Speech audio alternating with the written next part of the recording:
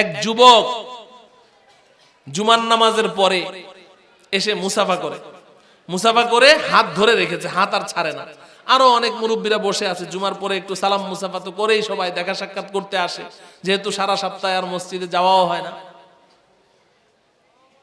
তো ধরে আছে। বলে, হুজুর আপনাকে খুব মহাব্বত করি, খুব ভালোবাসি।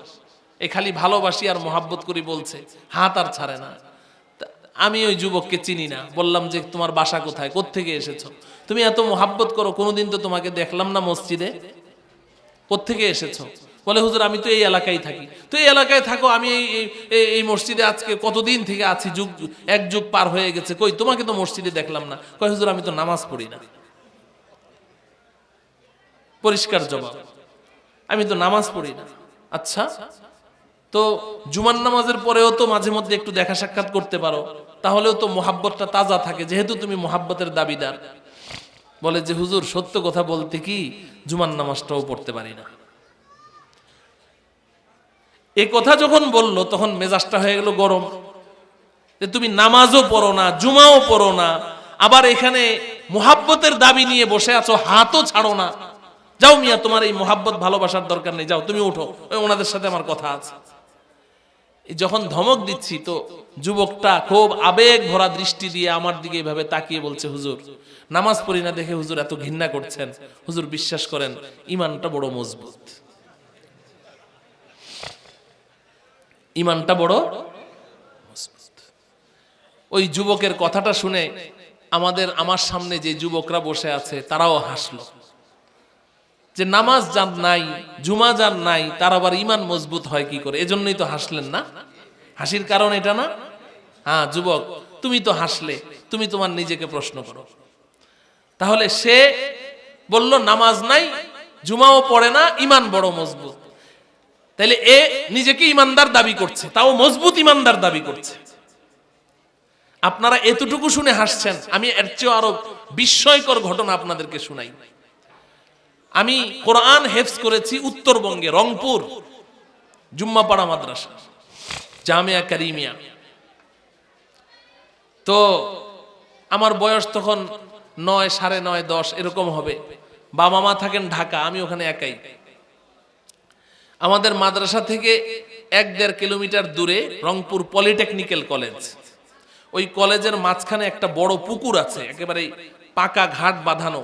তো আমরা শুক্রবার দিন ওস্তাদজির কাছ থেকে ছুটি নিয়ে ওই পুকুরে গোসল করতে আসতাম, একটু সাঁতার কাটবো পানিতে। তো ছাত্ররা, ওদের সাথে আমিও আসি, কিন্তু আমি তো সাঁতার জানি না। তা আমি পারে বসে থাকি, ওদের লুঙ্গি আর সাবান এগুলা পাহারা দেয়, আর ওরা গোসল করে।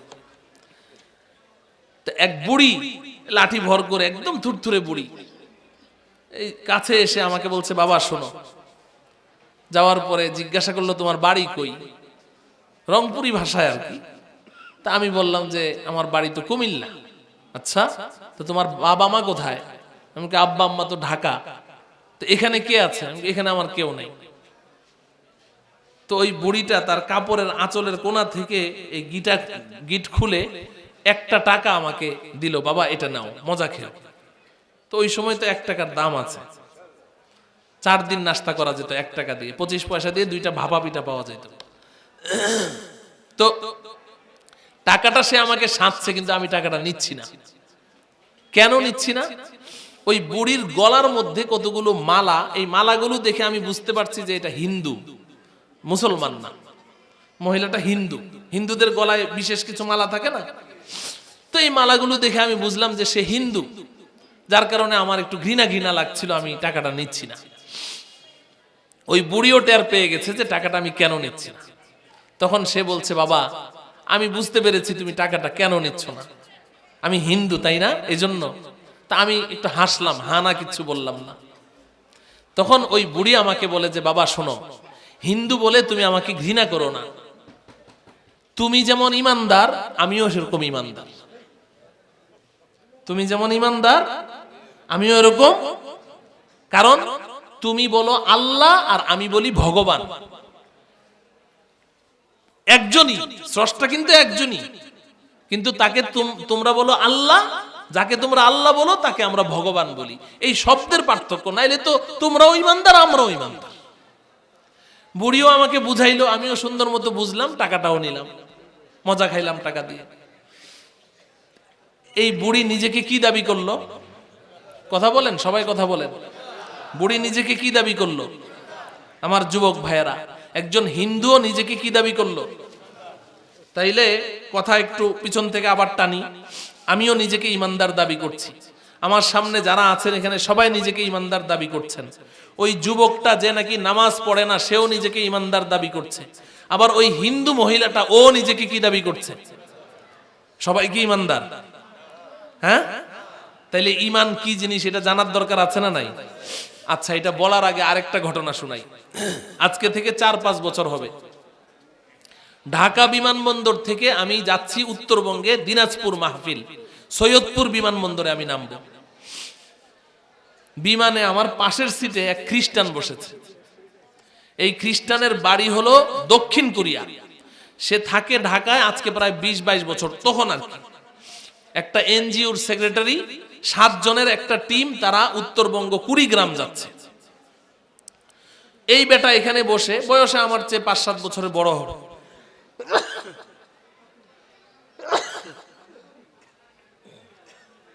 আলহামদুলিল্লাহ।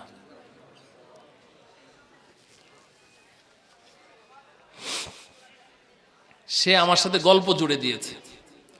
গল্প করতে করতে এক পর্যায়ে বলছে, আমি তোমাকে একটা প্রশ্ন করি, আমি তোমাকে একটা প্রশ্ন করি। আমি বললাম যে করো। বলছে দেখো আমার যুবক ভাইয়েরা ভালো করে বুঝো। সে আমাকে বলছে একটা প্রশ্ন। কি প্রশ্ন বলো? বলে যে দেখো আমিও আল্লাহকে বিশ্বাস করি, তুমি যেই আল্লাহকে বিশ্বাস করো, সে আমাকে বলছে যে তুমি যেই আল্লাহকে বিশ্বাস করো আমিও ওই আল্লাহকে বিশ্বাস করি। আমি বললাম আলহামদুলিল্লাহ, ভালো কথা। এরপর বলছে তুমি নবী মুহাম্মদকে বিশ্বাস করো, আমিও নবী মুহাম্মদকে বিশ্বাস করি। আমি বললাম ভালো কথা। এরপর বলছে তুমি যে কোরআন পড়ো, আমার কাছে একটা ইংলিশ ট্রান্সলেশন কোরআন আছে, আমি মাঝে মধ্যে ওইটাও খুলে পড়ি। আমি বললাম তাও ভালো কথা। এখন সে বলছে আমার প্রশ্ন হলো এবার তুমি বলো যে আমি কি বেঈমান নাকি আমি ঈমানদার, আমি কি মুসলমান না আমি কাফের? আমি বললাম যে তুমি একজন কাফের, তুমি একজন বেঈমান। সে বলল কেন? তোমার বিশ্বাস আর আমার বিশ্বাস তো একই। আমার প্রিয় যুবক ভাইরা, আপনাদেরকে বলছি শুনেন। সে বলছে তোমার বিশ্বাস আর আমার বিশ্বাস তো একই, তুমি যে আল্লাহকে বিশ্বাস করো আমিও ওই আল্লাহকে বিশ্বাস করি। কে বলছে? একজন খ্রিস্টান। বলেন না কে বলছে? খ্রিস্টান বলছে তুমি যেই আল্লাহকে বিশ্বাস করো আমিও ওই আল্লাহকে বিশ্বাস করি, তুমি যেই নবী মুহাম্মদকে বিশ্বাস করো আমিও ওই নবী মুহাম্মদকে বিশ্বাস করি, তুমি যেই কোরআন পড়ো আমিও তো ওইটা পড়ি। তাহলে তুমি নিজেকে ঈমানদার বলছো, আমাকে বেঈমান কেন বলছো? এটার জবাব দাও। প্রশ্নটা কি সহজ না জটিল? জটিল প্রশ্ন। এটা বুঝেন, এটা বুঝেন, বুঝার দরকার আছে। আমরা অনেকেই এই বিশ্বাসটুকু নিয়েই আছি যে আমি তো আল্লাহকে বিশ্বাস করি, আমি তো নবী মুহাম্মদকে বিশ্বাস করি, দ্যাটস এনাফ, আমি তো ঈমানদার। এই জন্যই তো ওই যুবকটা আমাকে এই কথা বলেছে যে হুজুর নামাজ না পড়তে পারি কিন্তু হুজুর আমার ঈমানটা বড়, কারণ আমি তো নবীকে বিশ্বাস করি, আল্লাহকেও। এই ধারণা নিয়েই সমাজের অধিকাংশ মুসলমান জীবনটা পার করছে, ঠিক না বেঠিক? তাইলে এই খ্রিস্টানরাও তো দাবি করলো যে আমিও আল্লাহকে বিশ্বাস করি, নবী মুহাম্মদকেও বিশ্বাস করি। আমি বললাম যে খুব ভালো কথা, তাহলে আল্লাহকে বিশ্বাস করলে ঈমানদার হওয়া যায়? সে বলল অফকোর্স। তাকে জিজ্ঞাসা করলাম যে আচ্ছা তুমি কি আবু জেহেলকে চিনো? বলল যে হ্যাঁ চিনি। আবু লাহাবের কথা শুনেছো? বলে হ্যাঁ আবু লাহাবকেও চিনি। তা আমি জিজ্ঞাসা করলাম আবু জাহাল আর আবু লাহাব এরা কি ঈমানদার ছিল না বেঈমান ছিল? কয় না, ওরা মুশরিক, ওরা কাফের, ওরা বেঈমান। কে বলছে এই কথা? খ্রিস্টান বলছে যে আবু জাহেল আবু লাহাবরা কি বেঈমান, কাফের। আমি বললাম যে হ্যাঁ তুমি ঠিক বলেছো, আবু জাহেল আবু লাহাবরা বেঈমান, কাফের, মুশরিক। কিন্তু তুমি একটা কথা জানো না যে আবু জাহেল আবু লাহাবরাও আল্লাহকে বিশ্বাস করত। সে তখন পুরো অস্বীকার করলো যে না, আবু জাহেল আবু লাহাবরা আল্লাহকে বিশ্বাস করতো না। আমি বললাম যে আমি তো পড়াই, কোরআন হাদিস পড়াই, যুগ যুগ ধরে পড়াই, আমি পড়াশোনা করে বলছি, এমনি বলছি না। কোরআনে আল্লাহ পাক বলছেন, আমার যুবক ভাইয়েরা আমার সামনে আপনারা যারা বসে আছেন দাঁড়িয়ে আছেন আপনাদেরকে বলছি, আল্লাহ পাক কোরআনে কারিমে বলেছেন ওয়ালা ইন সাআলতাহুম মান খালাকাস সামাওয়াতি ওয়াল আরদা ওয়া সাখখারাশ শামসা ওয়াল কমারা লায়াকুলুন্নাল্লাহ। হাফেজ সাহেবরা কোরআন শরীফে আয়াতটা আছে না নাই? আল্লাহ কি বলছেন? আমাদের নবীজিকে বলছেন ওয়ালা ইন সাআলতাহুম, ও হাবিব আপনি যদি এই আবু জেহেল আবু লাহাবদেরকে গিয়ে একটা প্রশ্ন করেন। কাদেরকে প্রশ্ন করবে? আবু জেহেল আবু লাহাবদেরকে। যান আবু জেহেল আবু লাহাবদেরকে প্রশ্ন করেন। কি প্রশ্ন করবেন? মান খালাকাস সামাওয়াতি ওয়াল আরদা ওয়া সাখখারাশ শামসা ওয়াল কমার। এই কুরাইশের কাফেররা, এই আবু জেহেল আবু লাহাবের দলেরা, আমার একটা প্রশ্নের জবাব দাও। মান খালাকাস সামাওয়াত, এই আসমানকে সৃষ্টি করেছে, ওয়াল আরদ, এই জমিনকে সৃষ্টি করেছে, ওয়া সাখখারাশ শামসা ওয়াল কমার, এই চন্দ্র সূর্যকে সৃষ্টি করেছে। আল্লাহ পাক বলছেন লা ইয়াকুলুন্নাল্লাহ, লামে তাকিদ বা নুনে তাকিদ, লা ইয়াকুলুন্নাল্লাহ। ও হাবিব আপনি এই প্রশ্ন করা মাত্রই আবু জেহেলরা উত্তর দিবে এই আসমানের স্রষ্টা, এই জমিনের স্রষ্টা, এই চন্দ্র সূর্যের স্রষ্টা একমাত্র আল্লাহ। কথাটা কে বললেন? কাদের সম্পর্কে বললেন? বলেন না কাদের সম্পর্কে? আবু জাহাল আবু লাহাবদের সম্পর্কে আল্লাহ বলছেন যে ওরা আপনাকে এই উত্তর দিবে যে আসমানের স্রষ্টাও আল্লাহ, জমিনের স্রষ্টাও আল্লাহ, চন্দ্র সূর্যের স্রষ্টাও আল্লাহ। তাইলে তারা আল্লাহকে বিশ্বাস করলো কি করলো না? শুধু তাই নয়, কোরআনে কারীমে আল্লাহ পাক আরো খুলে খুলে কথাটা বলেছেন। আপনি অবাক হয়ে যাবেন যদি না শুনে থাকেন। আল্লাহ পাক বলছেন ফাইদা রাকিবু ফিল ফুলকি দাআবুল্লাহ মুখলিসিনা লাহুদ্দিন। এই আবু জেহেল আবু লাহাবের দলেরা, এই কাফের মুশরিক বেঈমানেরা, এরা যখন নদী পথে ভ্রমণ করে, নৌকায় কিংবা জাহাজে ভ্রমণ করছে, হঠাৎ করে তুফান শুরু হলো, সাগরে ঢেউ উঠে গেল, এখন নৌকা খালি ডুবে ডুবে অবস্থা, এই এদিকে ঢুলে এদিকে ঢুলে, এই বুঝি ডুবলো। তখন আল্লাহ পাক বলেন এই কাফের গোষ্ঠীরা, এই আবু জেহেল আবু লাহাবের দলেরা, ওরা তখন একনিষ্ঠতার সাথে, ইখলাসের সাথে, কায়ম মনোবাক্যে আমাকে ডাকতে থাকে আল্লাহ বাঁচাও, আল্লাহ বাঁচাও, আল্লাহ বাঁচাও। কাদের সম্পর্কে আল্লাহ এই কথা বলছেন? আবু জেহেলদের সম্পর্কে। তাইলে এই মৃত্যু মুখে পতিত হয়ে যখন নৌকা ডুবে জান যায়, এই মুহূর্তে ওরা আল্লাহকে ডাকছে, বিশ্বাস করে না অবিশ্বাস করে? কথা বলেন না কেন? আপনাদের দিমাগে কি বলে, বিশ্বাস করে না অবিশ্বাস করে? বিশ্বাস করে ডাকছে। যদি আল্লাহকে বিশ্বাস না করত তাহলে তো ওই মুহূর্তে ওরা ওদের দেব দেবীদেরকে ডাকতো, ও লাত বাঁচাও, ও উজ্জাত বাঁচাও, ও মানাত বাঁচাও, ও দেবী বাঁচাও, এটা বলতো না? তাহলে ওরা দেব দেবীদের চেয়েও বেশি বিশ্বাস কাকে করত? আমি তখন ওই খ্রিস্টানকে বললাম যে দেখো আল্লাহ পাক নিজে বলছেন যে আবু জেহেল আবু লাহাবরা আমাকে এতটাই বিশ্বাস করত। তাইলে আবু জেহেল আবু লাহাবরা আল্লাহকে বিশ্বাস করা সত্ত্বেও একটু আগেই তুমি যেই কারণে আবু জেহেল আবু লাহাবদেরকে কাফের বেঈমান বলেছো, তোমার দাবি অনুযায়ী তুমিও আল্লাহকে বিশ্বাস করা সত্ত্বেও ওই কারণে আমিও তোমাকে কাফের মুশরিক মনে করি। তখন ওই খ্রিস্টান চট করে আমাকে বলছে যে ওরা তো নবী মুহাম্মদকে বিশ্বাস করতো না, আমি তো নবী মুহাম্মদকেও বিশ্বাস করি। এই একটু সরে আসলো, আমি তো নবী মুহাম্মদকেও বিশ্বাস করি, কিন্তু আবু জেহেল আবু লাহাবরা কি করে নাই? নবী মুহাম্মদকে বিশ্বাস করে নাই। আমি বললাম যে আচ্ছা, নবী মুহাম্মদকে বিশ্বাস করলে ইমানদার হওয়া যায়? বলে হ্যাঁ। আমি জিজ্ঞাসা করলাম যে তুমি কি আবু তালেবকে চিনো? তো ও সাথে সাথে বলে যে হ্যাঁ, নবীর আঙ্কেল। আবু তালেব নবীর চাচা না? কি বলেন? ও আর কি ওই একটু ভাঙা বাংলা ইংলিশ মিক্সড কথা বলে, বলে নবীর আঙ্কেল। আমি বললাম যে হ্যাঁ, তুমি জেনে শুনেই কথা বলছো। আচ্ছা এবার প্রশ্নের উত্তর দাও, আবু তালেবকে তুমি কি ইমানদার মনে করো না বেঈমান মনে করো? বলে না, ও মুশরিক, ও কাফের। আবু তালেব ও কাফের। কে বলছে এই কথা? খ্রিস্টান। আমি বললাম তুমি তো আবু তালেবকে কাফের মুশরিক বেঈমান বলছো, এটা বাস্তব কথা, আসলেও কাফের মুশরিক বেঈমান ছিল, কিন্তু তুমি কি জানো আবু তালেব যে নবী মুহাম্মদকেও বিশ্বাস করতো? বলে যে না।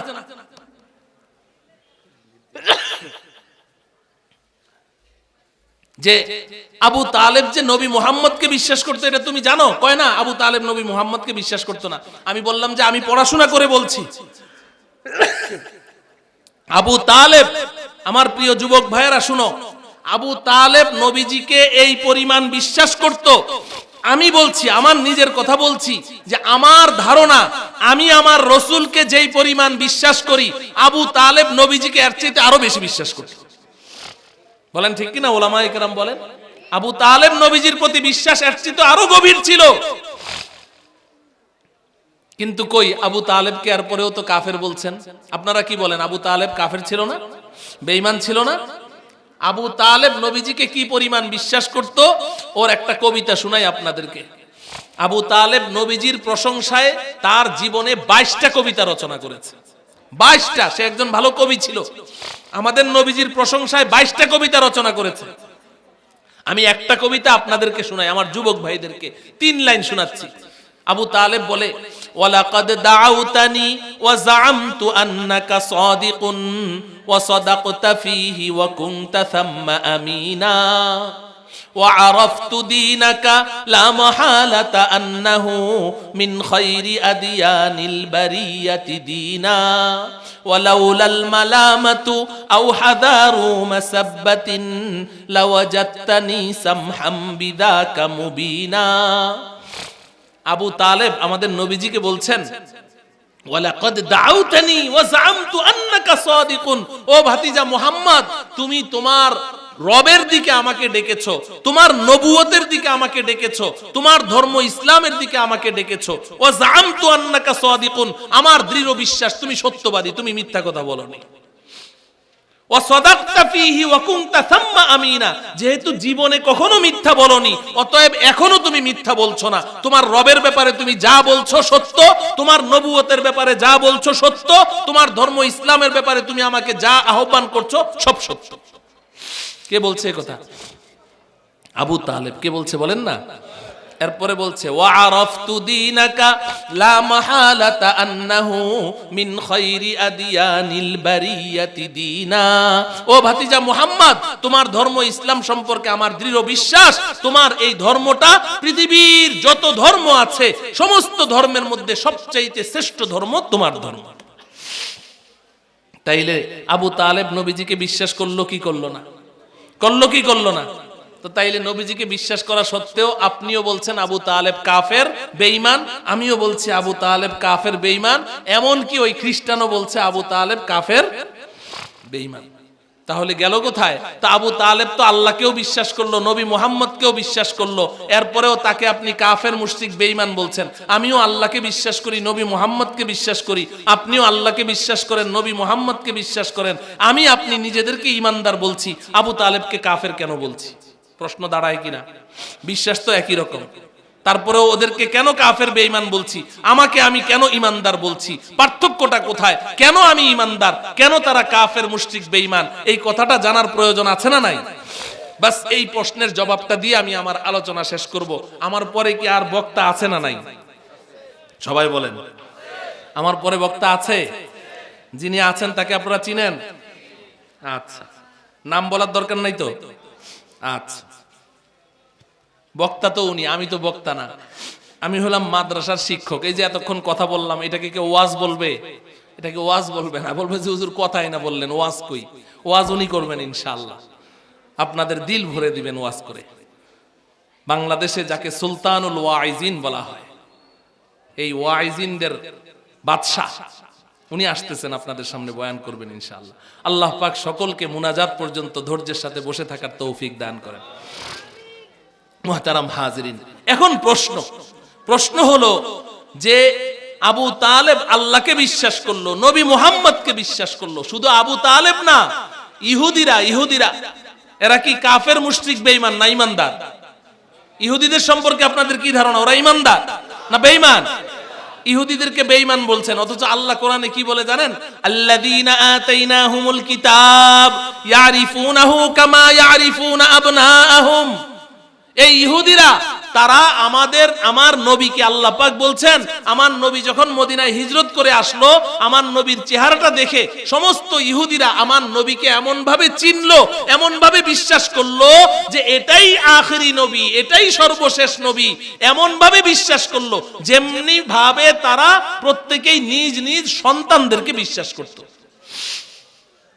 নিজের সন্তানকে যেমন বিশ্বাস করত, নবী মুহাম্মদকে এরকম বিশ্বাস করেছে, উনি আখিরি পয়গম্বর। কই, এই বিশ্বাসের পরেও তো ইহুদিদেরকে আমরা কি বলছি? বলেন না কি বলছি? তাহলে কারণটা কি? কারণ কি? আমি আল্লাহকে বিশ্বাস করলাম, নবী মুহাম্মদকে বিশ্বাস করলাম, আবু তালেব আল্লাহকে বিশ্বাস করলো, নবী মুহাম্মদকে বিশ্বাস করলো, ইহুদিরা আল্লাহকে বিশ্বাস করলো, নবী মুহাম্মদকে বিশ্বাস করলো, কিন্তু আমি ঈমানদার, আবু তালেব কাফের, আমি ঈমানদার, ইহুদিরা কাফের। কারণটা কি? কারণটা বলবো? প্রশ্নটা বুঝে আসছে সবার? এবার শোনেন কারণটা কি। কারণটা আবু তালেবের যে তিনটা আমি কবিতার লাইন পড়েছি, দুইটার অনুবাদ করেছি, 3 নম্বর লাইনের অনুবাদটা করি নাই। এই 3 নম্বর লাইনটা শুনলেই বুঝবেন কারণটা কি। প্রথম 2 লাইনের অনুবাদ তো শুনলেন, ওয়ালাকাদ দাউতানি ওয়া জাআমতু আন্নাকা সাদিকুন ওয়া সাদাকতা ফীহি ওয়া কুনতা থাম্মা আমিনা ওয়া আরাফতু দীনাকা লা মাহালাতা আন্নাহু মিন খায়রি আদিয়ানিল বারিয়াতি দীনা। 2 লাইনের অনুবাদ তো শুনলাম। ও ভাতিজা মুহাম্মদ, আমি বিশ্বাস করি তোমার রব সত্য, তুমি সত্য, তোমার দ্বীন সত্য, তুমি সত্যবাদী, তুমি সত্য কথা বলেছো, তোমার আল্লাহও সত্য, তুমিও সত্য, তোমার দ্বীনও সত্য, তোমার দ্বীন সর্বশ্রেষ্ঠ দ্বীন। এটা তো স্বীকৃতি দিল। এরপরে সে কাফের হইল কেন? 3 নম্বর লাইনটার কারণে। 3 নম্বর লাইনে কি বলে শুনেন, ওয়ালাউলাল মালামাতু আও হাদারু মাসাব্বাতিন লাওয়াজাদতানি সামহাম বিযাকা মুবিনা। ও ভাতিজা মুহাম্মদ, আমি একথার স্বীকৃতি দিচ্ছি তোমার রব সত্য, একথার স্বীকৃতি দিচ্ছি তুমি নবী সত্য, একথার স্বীকৃতি দিচ্ছি তোমার দ্বীন ধর্ম ইসলাম সত্য, আমি সব বিশ্বাস করছি। কিন্তু ভাতিজা, যদি আমি তোমার রবকে একমাত্র রব হিসাবে মেনে নেই, আমি যদি তোমাকে নবী হিসাবে মেনে নেই, আমি যদি তোমার ধর্ম ইসলামকে ধর্ম হিসাবে মেনে নেই, তাহলে আরববাসী আমাকে তিরস্কার করবে, মালামত করবে, ভৎসনা দিবে, আমাকে কাপুরুষ বলবে, আমাকে ছিছি করবে। ছিছি আবু তালেব, তোমার মতো এমন একজন হেভি ওয়েট লিডার, তোমার মতো এমন একজন জাদরেল নেতা, সাহসী নেতা, তুমি কি করলে? তোমার ভাতিজা কি দুজকের ভয় দেখালো, জাহান্নামের ভয় দেখালো, আর তুমি ভয় পেয়ে গেছো। ভয় পেয়ে তুমি তোমার বাপ দাদার ধর্ম ছেড়ে ভাতিজার ধর্ম কবুল করেছো। তুমি তো বেটা একটা কাপুরুষ, আমাকে আরবরা কাপুরুষ বলবে। ও ভাতিজা মুহাম্মদ, তোমার রবকে আমি বিশ্বাস করলাম, তুমি নবী বিশ্বাস করলাম, তোমার ধর্ম ইসলাম শ্রেষ্ঠ ধর্ম বিশ্বাস করলাম, কিন্তু ভাতিজা, যেহেতু আরবরা আমাকে মেনে নিলে আমাকে ভৎসনা করবে, তিরস্কার করবে, আরবদের এই তিরস্কার আমি সহ্য করতে পারবো না। এই কারণে আমি সবকিছু বিশ্বাস করা সত্ত্বেও তোমার ধর্মটাকে মেনে নিতে পারলাম না। কি করতে পারলাম না? সবাই বলেন, কি করতে পারলাম না? মেনে নিতে পারলাম না। তাহলে এবার বলেন, আবু তালেবের কি বিশ্বাসের অভাব ছিল? জানার অভাব ছিল? কিসের অভাব ছিল? মানার অভাব ছিল। বলেন কিসের অভাব ছিল? আবু তালেব জেনেছে, বিশ্বাস করেছে, কিন্তু মেনে নেয় নাই। তাহলে তার না জানার কারণে কাফের হলো না, না মানার কারণে? ইহুদিরা আল্লাহকে বিশ্বাস করেছে, নবীকে নিজের সন্তানের মতো বিশ্বাস করেছে, তাহলে বিশ্বাস করা সত্ত্বেও তারা কাফের হলো। বিশ্বাস না থাকার কারণে না, না মানার কারণে? না মানার কারণে। তাহলে এবার ঈমান কাকে বলে? বড় সহজে বোঝা যাচ্ছে ঈমান কাকে বলে। এই উপমহাদেশের শ্রেষ্ঠ মুহাদ্দিস হযরত মাওলানা আনোয়ার শাহ কাশ্মীরি রহমতুল্লাহি আলাইহি, উলামায়ে কেরাম, তোলাবায়ে ইজম সবাই তার নাম শুনেছেন। হযরত মাওলানা আনোয়ার শাহ কাশ্মীরি রহমতুল্লাহ আলাইহি ঈমানের একটা ডেফিনেশন দিয়েছেন, ঈমানের একটা সংজ্ঞা দিয়েছেন। আজকে আমি আমার যুবক ভাইদেরকে এই সংজ্ঞাটা মুখস্থ করিয়ে যেতে চাই। আমার প্রিয় যুবক ভাইয়েরা, ঈমান কাকে বলে আজকে বুঝে নাও। মুহাদ্দিসিনরা লম্বা লম্বা আলোচনা করেছেন, আমি তোমাদেরকে ছোট্ট একটা কথা শিখিয়ে দিয়ে যাই। ঈমান কাকে বলে? আনোয়ার শাহ কাশ্মীরি রহমতুল্লাহি আলাইহি বলছেন, ঈমান জাননে কা নাম नहीं है, ঈমান মাননে কা নাম है। বলেন, জানার নাম ঈমান নয়, কিসের নাম ঈমান? মানার নাম ঈমান। বলেন, জানার নাম ঈমান নয়, কিসের নাম ঈমান? মানার নাম ঈমান, মানার নাম ঈমান। আবু তালেব জেনেছে, বিশ্বাস করেছে, মেনে নেয়নি, কাফের বেঈমান হয়েছে। ইহুদিরা জেনেছে, বিশ্বাস করেছে, কিন্তু মানতে পারে নাই, না মানার কারণে কাফের হয়েছে। অতএব আমি আর আপনিও তো ওদের মতো জানি এবং বিশ্বাস করি, আল্লাহকেও জানি, বিশ্বাস করি, নবী মুহাম্মদকেও জানি, বিশ্বাস করি। যদি জানলাম কিন্তু মানলাম না, তাহলে আমারও তো এই কাজটা আবু তালেব আর ইহুদিদের মতো হয়ে গেল। বলেন ঠিক না বেঠিক? আজকে বাংলাদেশে এই উলামায়ে কেরাম যখন হালাল হারাম নিয়ে কথা বলে, জায়েজ নাজায়েজ নিয়ে কথা বলে, শিরিক আর কুফর নিয়ে কথা বলে, তো আমাদের দেশের কিছু নাস্তিক মুরতাদ আদতে এগুলো মুরতাদ, আদতে এগুলো বেঈমান। এরা এখন উলামায়ে কেরামকে হুমকি দেয়, উলামায়ে কেরামকে বলে যে আমাদেরও তো ঈমান আছে, আমরাও তো হজ করি, আবার বলে 70 রাকাত 80 রাকাত ডেইলি নফল নামাজও পড়ে। বলে কি বলে না? মুহতারাম হাজরিন, এরা নিজেদেরকে বড় ঈমানদার দাবি করছে। কেউ কেউ বলে যে আমি তো কোরআন শরীফ তেলাওয়াত না করে ঘর থেকে বেরই হই না, কোরআন শরীফ তেলাওয়াত না করে ঘর থেকে বের হয় না। আরে বেটা, তুমি যেমন কোরআন শরীফ তেলাওয়াত করো, আমার পাশের সিটের বিমানের ওই খ্রিস্টানও তো কোরআন শরীফ তেলাওয়াত করতো কি করতো না? তুমি যেমন হজ করেছো, ওই যে খবিসগুলো, ওই যে মুরগি চোরা একটা, তারপরে আবার ওই যে মেনন ইনু কি আছে এগুলাও বলে হজে গেছে। তো তুই বেটা যেমন হজ করেছিস, আবু জেহেলও তো হজ করতো, প্রতি বছর হজ করতো, আবু লাহাবও প্রতি বছর হজ করত। আমি ইতিহাস থেকে বলছি, বানিয়ে বলছি না। শাইখুল হাদিস জাকারিয়া রাহমাতুল্লাহ আলাইহি লিখেছেন, শাইখুত তাফসীর আল্লামা ইদ্রিস কান্দলবি রাহমাতুল্লাহি আলাইহি লিখেছেন, আপনারা কিতাব খুলে দেখেন, তারাও প্রতি বছর হজ করত। তুই বেটা যেমন হাজী অমুক, ওই আবু জেহেলও তো হাজী আবু জেহেল ছিল। তাহলে হজ করলে ইমানদার হওয়া যায় না। আর এই যে বলিস তুই প্রতিদিন 70 রাকাত 80 রাকাত নফল নামাজ পড়িস, তুই বেটা নামাজ কি জিনিস এটাই তো চিনিস না। মুহতারাম হাজরিন, তাহলে শুধু জানলেই হবে না। আমাদের দেশের দাওয়াত ও তাবলীগের সাথীরা, আমাদের দেশের কতগুলো বুদ্ধিজীবী নামের ওই কুলাঙ্গার গুলোকে যখন ঈমানের দাওয়াত দিতে থাকে, তখন এরা গিয়ে যখন ঈমানের কথা শুরু করে বলে হুজুর জানি জানি জানি জানি জানি। আমি বলি যে জানি জানি জানি বললে তো ঈমানদার হওয়া যাবে না, তুমি শুধু বলো মানি মানি মানি, তাইলেই কাজ হয়ে যাবে। বলেন ঠিক না বেঠিক? জানার নাম ঈমান না মানার নাম ঈমান? ও ভাই, আমার প্রিয় যুবক ভাইয়েরা, আমরা তো সবাই জানি। তাহলে আজকে থেকে কি করব? সবাই মানবো তো ইনশাআল্লাহ? হাত উঠান। সবাই 5 ওয়াক্ত নামাজ সময় মতো আদায় করবো তো ইনশাআল্লাহ? রমজানের রোজা রাখবো তো ইনশাআল্লাহ? যাকাত পাই হিসাব করে দিব তো ইনশাআল্লাহ? হজ ফরজ হলে হজ করবো তো ইনশাআল্লাহ? আমরা গুনাহ থেকে বেঁচে চলবো তো ইনশাআল্লাহ? হে আল্লাহ, আপনি আমাদের হাতগুলোকে কবুল করেন। হাত নামান। আল্লাহ পাক রব্বুল আলামিন